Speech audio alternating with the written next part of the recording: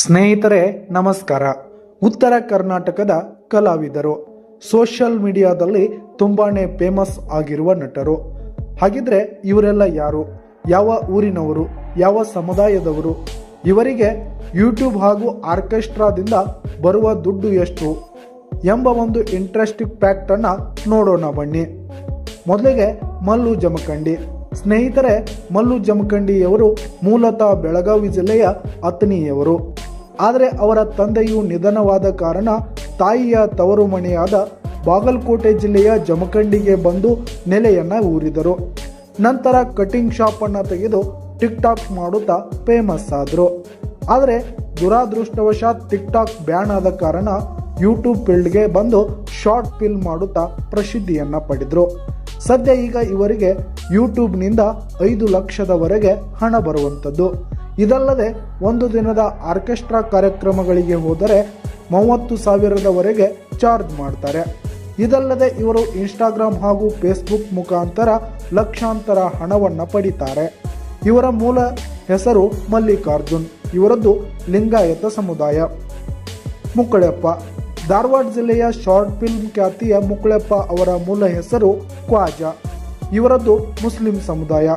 ಇವರು ಮೊನ್ನೆಯಷ್ಟೇ ಹಿಂದೂ ಯುವತಿಯನ್ನ ಮದುವೆಯಾದರು. ಇವರು ಕೊರೋನಾ ಲಾಕ್ಡೌನ್ ಸಮಯದಲ್ಲಿ ಟಿಕ್ ಟಾಕ್ನಿಂದ ಫೇಮಸ್ ಆದವರು. ನಂತರ ಇನ್ಸ್ಟಾಗ್ರಾಮ್, ಯೂಟ್ಯೂಬ್, ಫೇಸ್ಬುಕ್ಗಳಲ್ಲಿಯೂ ಕೂಡ ಸಿಕ್ಕಾಪಟ್ಟೆ ಫೇಮಸ್ ಆದರು. ಜನರು ಇವರನ್ನ ಯಾವ ರೀತಿ ಒಪ್ಪಿಕೊಂಡಿದ್ದಾರೆ ಅಂದರೆ, ಇವರ ಯೂಟ್ಯೂಬ್ ವಿಡಿಯೋಗಳಿಗೆ ಲಕ್ಷಾಂತರ ಜನ ಕಾಯ್ತಾ ಇರ್ತಾರೆ. ಸದ್ಯ ಇವರಿಗೆ ಯೂಟ್ಯೂಬ್ನಿಂದ 4 ಲಕ್ಷದವರೆಗೂ ಹಣ ಬರುತ್ತದೆ. ಇದರ ಜೊತೆಗೆ ಇನ್ಸ್ಟಾಗ್ರಾಮ್, ಫೇಸ್ಬುಕ್ಗಳಲ್ಲಿಯೂ ಕೂಡ ಲಕ್ಷಾಂತರ ಹಣವನ್ನು ಪಡಿತಾರೆ.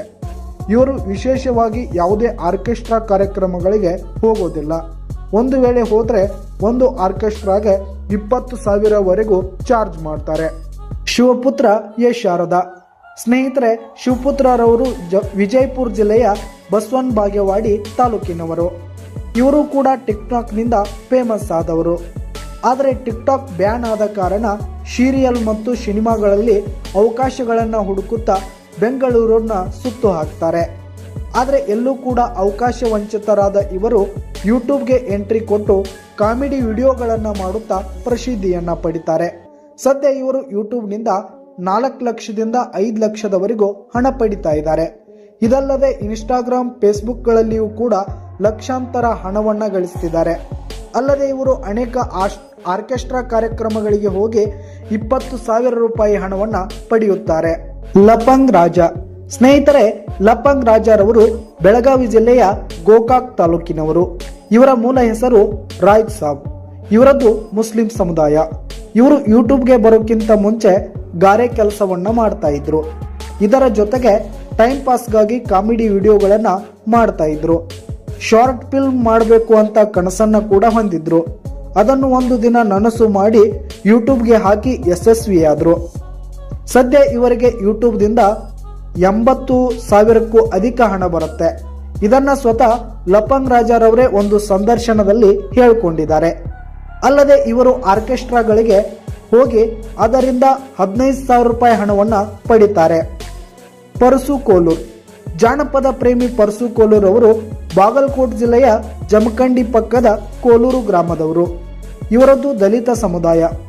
ಇವರು ಉತ್ತರ ಕರ್ನಾಟಕದ ಜಾನಪದ ಲೋಕದಲ್ಲಿ ಯಾವ ರೀತಿ ಫೇಮಸ್ ಅಂದರೆ, ಇವರ ಹೆಸರು ಗೊತ್ತಿಲ್ಲದವರೇ ಇಲ್ಲ, ಅಷ್ಟೊಂದು ಪ್ರಸಿದ್ಧಿ ಇವರು. ಇವರು ಯೂಟ್ಯೂಬ್ನಿಂದ 40,000ದಿಂದ 50,000 ಹಣವನ್ನು ಪಡೆದ್ರೆ ಆರ್ಕೆಸ್ಟ್ರಾಗೆ 30,000 ಹಣ ಚಾರ್ಜ್ ಮಾಡ್ತಾರೆ. ತಿಂಗಳಿಗೆ 10 ಆರ್ಕೆಸ್ಟ್ರಾಗಳಿಗೆ ಹೋಗುವ ಇವರು ಲಕ್ಷಾಂತರ ಹಣವನ್ನು ಪಡೆಯುತ್ತಾರೆ. ಮಾಳು ನಿಪ್ನಾಳ್. ಸ್ನೇಹಿತರೆ, ಜಾನಪದ ಲೋಕಕ್ಕೆ ಹೊಸ ಮುನ್ನುಡಿಯನ್ನ ಬರೆದ ಮಾಳು ನಿಪ್ನಾಳ್ ಅವರು ಬೆಳಗಾವಿ ಜಿಲ್ಲೆಯ ರಾಯಬಾಗ ತಾಲೂಕಿನ ನಿಪ್ನಾಳ್ ಎಂಬ ಗ್ರಾಮದವರು.